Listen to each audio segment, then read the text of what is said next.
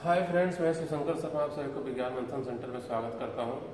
पिछले क्लास में मैंने कंजुगेट कॉम्प्लेक्स नंबर का डेमोन्स्ट्रेशन दिया था, एक ओवरऑल व्यू। आज मैं कॉम्प्लेक्स नंबर को ख़त्म करूंगा, टोटल पूरा थ्योरी इसके बारे में बताऊंगा। कॉम्प्लेक्स नंबर का कहाँ से पिक्चर में आया और इसका आर्गुमेंट क्या होता है, इसका कंजुगेट क्या होता है और इसका डी मोवरेज थ्योरम भी इसमें पढ़ना है, तो वो सारी चीज़ें आपको बताया जाएगा। यूलर्स फॉर्म में भी कॉम्प्लेक्स नंबर को क्या कैसे रिप्रेजेंट करते हैं, तो ये सब चीज़ें आज बताएंगे हम इस वीडियो में। तो देखिए कॉम्प्लेक्स नंबर पिक्चर में कैसे आया। आप अलजेब्रा में क्वाड्रेटिक इक्वेशन पढ़े होंगे, तो कहीं कहीं पे अलजेब्रा में इस तरह का क्वाड्रेटिक इक्वेशन आ जाएगा, तो इसको कैसे सॉल्व करेंगे। तो इस तरह के क्वेश्चन में हम लोग देखते हैं कि एक्स स्क्वायर इक्वल टू जब -1 हो जाएगा, तो जब ये रूट के अंदर जाएगा तो ये root plus minus root under -1, तो एस जो रूट के अंदर -1 चला जाएगा तो वो अनडिफाइंड माना जाता है। तो इसी रूट अंडर -1 को हम लोग कंसीडर कर लिए इमेजिनरी नंबर, और इसी इमेजिनरी नंबर से हम लोग सारा चीज डिफाइन किए हैं। तो अब कोई भी कॉम्प्लेक्स नंबर इसी यहीं से हम लोग कॉम्प्लेक्स नंबर पिक्चर में आया है। तो complex number Z equal to आपको दिया रहेगा ए प्लस आई बी। ये यहाँ पे क्या रहेगा, A is here real parts and B is here imaginary parts, और ये एक्चुअल में रिप्रेजेंट क्या कर रहा है। तो ये इमेजिनरी प्लेन पे, ये इमेजिनरी प्लेन हो गया आपका, इमेजिनरी प्लेन पे आपको ए और बी को रिप्रेजेंट किया जा रहा है। ए और बी क्या हो गया, इमेजिनरी प्लेन पे ये पॉइंट हो गया, ठीक है। और ये आपको वाई एक्सिस, जैसे आप कोऑर्डिनेट ज्योमेट्री में पढ़ते थे, वैसे यहाँ पे वाई एक्सिस के जगह पे आई एक्सिस है, जो कि इमेजिनरी एक्सिस बोला जा रहा है। और ये जो एक्स एक्सिस था, पहले एक्स एक्सिस इधर जो रहता था, इधर वाई एक्सिस रहता था, तो ये एक्स एक्सिस हो गया रियल एक्सिस और वाई एक्सिस हो गया इमेजिनरी एक्सिस, ठीक है। तो इसको अब आगे समझते हैं कि जेड बराबर हम लोग कोई भी ए प्लस आई बी लिख रहे हैं, तो वो एक तरह से कोऑर्डिनेट पॉइंट को रिप्रेजेंट कर रहा है इमेजिनरी प्लेन पे, इस तरह से। अब हम लोग मॉड ऑफ जेड निकालते हैं। मॉड ऑफ जेड क्या हुआ, मॉड ऑफ जेड हो गया ओरिजिन से इस पॉइंट का डिस्टेंस। मान लीजिए पॉइंट आपका जेड माना जा रहा है, तो ये जेड पॉइंट का डिस्टेंस ओरिजिन से क्या हुआ, उसी को हम लोग मॉड जेड बोलते हैं, मॉड ऑफ जेड, ठीक है।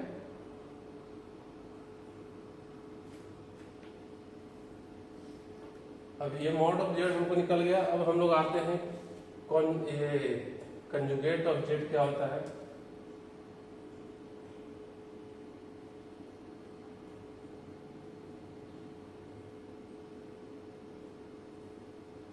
Conjugate of Z equal to Z bar से इसको रिप्रेजेंट करेंगे, और ये आपका हो जाता है ए माइनस आई बी, और ये ए माइनस आई बी क्या हो जाएगा, इसी के पैरेलल में एक दूसरा पॉइंट जो कि माइनस आई एक्सिस पर रिप्रेजेंट करेगा, ऐसे। ये आपका जो पॉइंट होगा ए कॉमा माइनस बी, तो ये आपका हो गया कंजुगेट ऑफ जेड। इसको हम लोग जेड बार से रिप्रेजेंट करेंगे, इस पॉइंट को, ठीक है। तो ये हमारा जेड बार हो गया और ये हमारा हो गया जेड, और इसका भी मॉडुलस निकाल सकते हैं। तो इसका मॉडुलस आप निकाल लीजिए।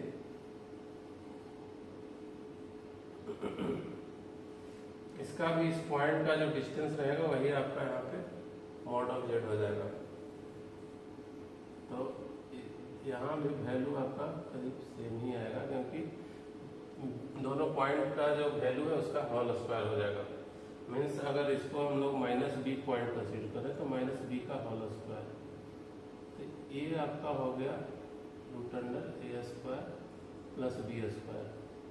मीन्स जेड और मॉड जेड बार दोनों का वैल्यू आपका कंजुगेट ऑफ जेड और दोनों सेम होता है, ठीक है।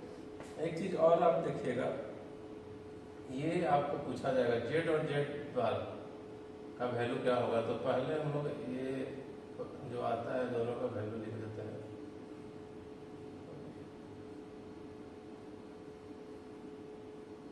ये हो गया। फिर आप देखिएगा, ये आप दोनों को मल्टीप्लाई कीजिएगा तो आपका ये वैल्यू आएगा आई स्क्वायर और आई स्क्वायर, चूंकि ये माइनस आई का होल स्क्वायर हो जाएगा ना। ये आई स्क्वायर का वैल्यू कितना आएगा, आई का वैल्यू तो रूट अंडर -1, तो आई स्क्वायर का वैल्यू -1, तो ये आपका आई स्क्वायर प्लस बी स्क्वायर। तो जेड जेड बार, अब ये आपका क्या हो गया, मॉड जेड का होल स्क्वायर करेंगे तो ये वैल्यू आ जाएगा। तो मीन्स जेड जेड बार जब लिखेंगे तो ये आपका मॉड जेड का होल स्क्वायर, ये आपको ये फार्मूला हो गया, इसको याद रख सकते हैं या प्रूफ कर लेंगे तो ये आपको याद रहेगा ऑटोमेटिक। तो ये आप नोट डाउन कर लीजिए, इसको काफी इंपॉर्टेंट है एग्जाम व्यू से।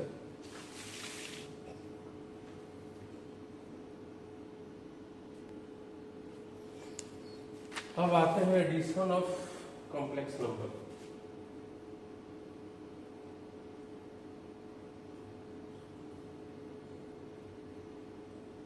टू कॉम्प्लेक्स नंबर,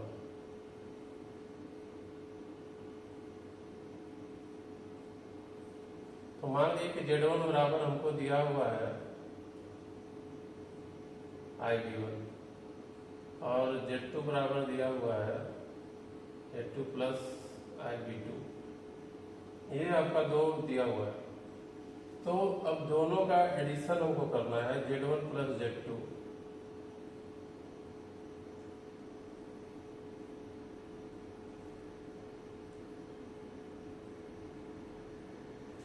ये आपका हो जाएगा A1 plus A2 I B1 plus B2।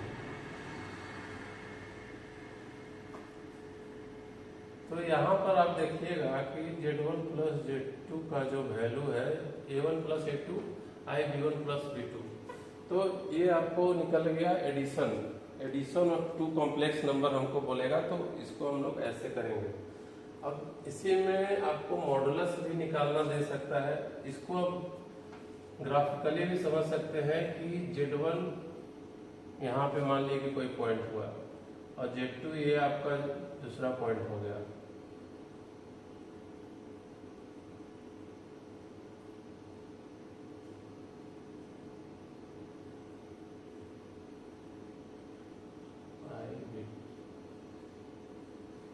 तो Z1 प्लस Z2 क्या होगा, ये वैल्यू है और ये वैल्यू होती है, ये दोनों का एडिशन कहीं इधर कोई वैल्यू होगा जिसका वैल्यू B1 और B2, मतलब ऊपर में कोई पॉइंट होगा यहाँ पे Z1 प्लस Z2, ठीक है। तो ये भी एक कोऑर्डिनेट पॉइंट को रिप्रेजेंट कर रहा है। Z1 प्लस Z2 एक अलग कोऑर्डिनेट पॉइंट है, इसको हम लोग Z3 का नाम दे सकते हैं। दिस इज ऑल्सो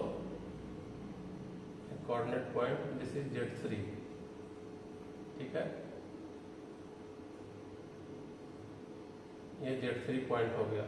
अब मॉड ऑफ Z3 कोई पूछेगा तो इसमें क्या करना है, मॉड ऑफ Z3 में A1 प्लस A2 का whole square plus B1 plus B2 का होल स्क्वायर, यही आपका हो गया मॉड ऑफ Z3 या फिर mod of Z1 plus Z2।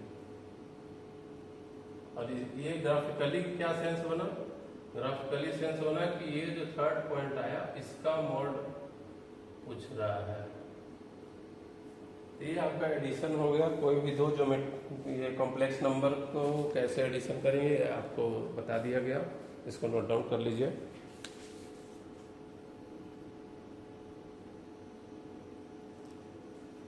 हाँ, तो ये अब देखते हैं कि एक अलग टाइप का भी क्वेश्चन पूछ सकता है। ये आपको तीन कॉम्प्लेक्स नंबर दिया हुआ रहेगा, तीनों कॉम्प्लेक्स नंबर में पूछेगा which one Z1 Z2 Z3 दिया हुआ है, इसमें कौन बड़ा कॉम्प्लेक्स नंबर है, Z1 बड़ा है, Z2 बड़ा है, Z3 बड़ा है, कोई भी क्वेश्चन पूछ सकता है।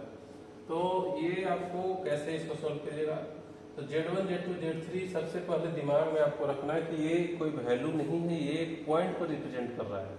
जैसे ये आपका आई प्लेन है, आई प्लेन में Z1 Z2 और Z3 ये तीन पॉइंट्स को रिप्रेजेंटेशन कर रहा है। ये तीनों पॉइंट को रिप्रेजेंट कर रहा है, तो तीनों पॉइंट के बीच में कंपैरिजन हो सकता है, बताइए। कंपेरिजन जब भी होगा तो आपको मैग्नीट्यूड का होता है, पॉइंट का नहीं होता है। तो इस तरह का क्वेश्चन में वैलिड कोई भी वैलिड नहीं है, क्योंकि Z1 Z2 Z3 पॉइंट हमेशा एक इक्वल सेम वैल्यू देगा। क्योंकि आपको मॉडुलस अगर पूछता तो यहाँ पे बता सकते हैं मॉड Z1 बड़ा है कि मॉड Z2 बड़ा है, मॉड Z3, क्योंकि इसका वैल्यू आप निकाल सकते हैं, लेकिन सिर्फ कॉम्प्लेक्स नंबर का वैल्यू आप नहीं बता सकते। रियल पार्ट और ये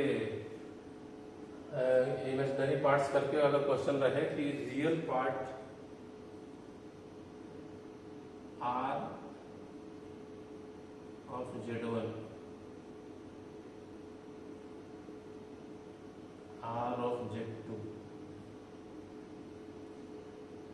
R ऑफ Z3, ये तीनों में कंपेरिजन कर सकते हैं। R ऑफ Z1 R हो गया रियल पार्ट्स, ये तीनों में आप बता सकते हैं कि कौन बड़ा है। इसी तरह से इमेजिनरी के लिए बता सकते हैं कि इमेजिनरी पार्ट्स में कौन बड़ा है। तो लेकिन अगर सिर्फ Z1 Z2 के बारे में बोलेगा तो वो हम नहीं बता सकते हैं, क्योंकि वो एक पॉइंट को रिप्रेजेंट करेगा। ठीक है, इसको नोट डाउन कर लीजिए। हाँ, अब आते हैं subtraction of complex number. 2 complex number आपका दिया हुआ है।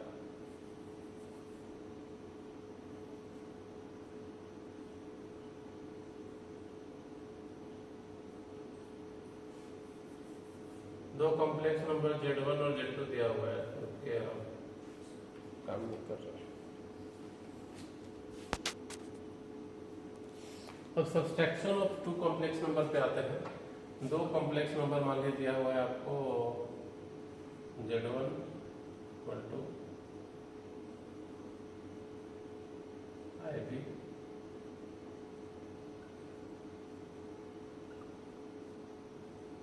Z2 बराबर में दिया हुआ है Z1 माइनस Z2, उसी हिसाब से जैसे कि वहां पे किए थे यहाँ पे भी हो जाएगा, वैल्यू ऐसे निकल जाएगा I B1 माइनस B2, और कोऑर्डिनेट ज्योमेट्री पे उसी हिसाब से पॉइंट को रिप्रेजेंट करेंगे। ये रियल एक्सिस पे पॉइंट हो जाएगा, ये इमेजिनरी एक्सिस पे पॉइंट हो जाएगा। और mod of Z1 minus Z2 का वैल्यू भी हम लोग इजीली निकाल लेंगे, रूट अंडर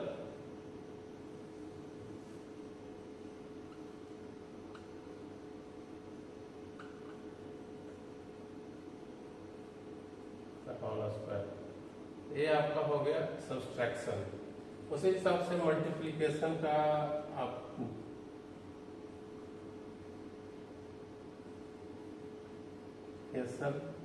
कॉम्प्लेक्स नंबर का, 2 कॉम्प्लेक्स नंबर का मल्टीप्लिकेशन सिंपल जैसे अलजेब्रा में हम लोग करते हैं वैसे कर लेंगे।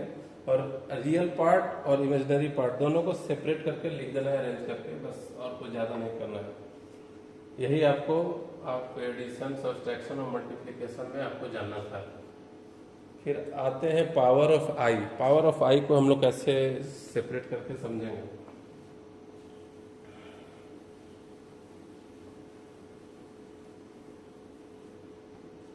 तो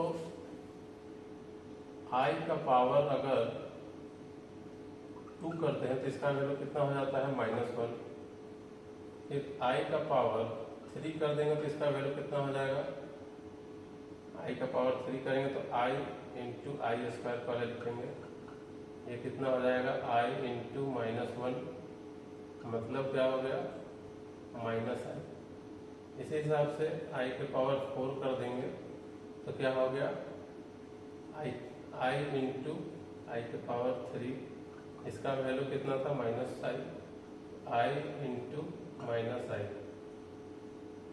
तो ये क्या आपका आ जाएगा -i स्क्वायर, और आई स्क्वायर का वैल्यू कितना है -1, मतलब -1 इंटू -1, ये आपका 1 हो गया। आई के पावर 4, इसी हिसाब से आई के पावर 4 के रहेगा, मतलब 4 टाइम्स पावर रहेगा, इसका वैल्यू भी 1 ही होगा। ठीक है, इसको याद रखना है। तो कोई भी आपको बोलेगा आई के पावर 54 करके बोलेगा what is the value of this, तो इसको चेक करना है कि 4 का मल्टीपल है कि नहीं है। 4 का मल्टीपल अगर नहीं है तो कितना वो एक्स्ट्रा है, तो उसको ऐसे हम लोग सेग्रीगेट करेंगे, इसको 4 से डिवाइड करेंगे तो ये क्या हो जाएगा, i के पावर 54 को हम लोग डिवाइड करेंगे तो कितना हो जाएगा, ये 4 टाइम्स, तो ये आपका 4 इंटू क्या हो जाएगा,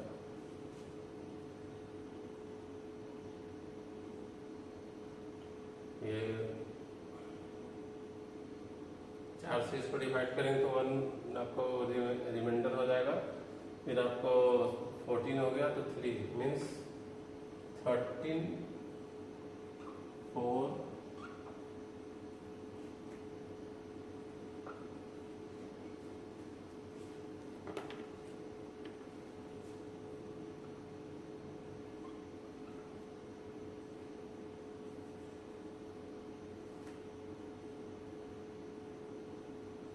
तो इसको डिवाइड करके आप लोग देख लीजिए कैसे कितना वैल्यू आएगा, इसको फाइंड करके रखिए। अभी इसको फिलअप करता हूँ।